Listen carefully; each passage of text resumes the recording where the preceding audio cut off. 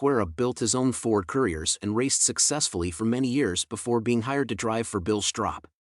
Manny was provided with two 1977 Ford Couriers that were built at Straub's shop in 1978.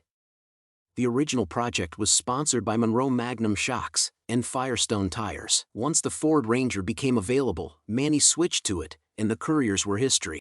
Here is the Monroe Magnum Ford Courier. So this kit is by AMT and Matchbox, and it is from, but here's the side.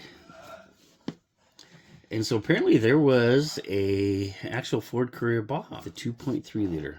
And so let's open it up, see what we got here. So right away I have some instructions for 7 Ford Courier. So there's actually 2 kits in this one.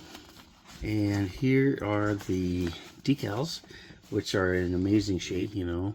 I really hope I can use these because I really want to. I like the box art a lot. So we'll set that aside. And then you have, I believe this is the instructions to the Monroe Magnum. A little small. All this is in bags, which turned out pretty nice. Not bad. But I was pleasantly surprised to find 2 kits in here instead of just 1.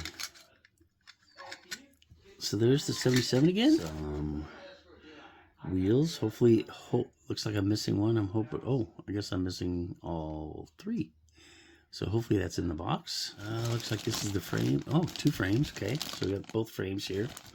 And then I'm not exactly sure what all this is. Looks like all suspension, probably to both kits. Just quite a bit in there.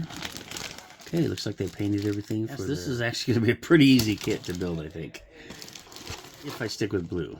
And here's the other wheels. So if you want to see any more vintage kits,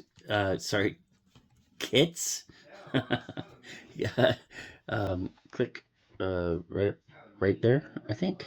Either or there.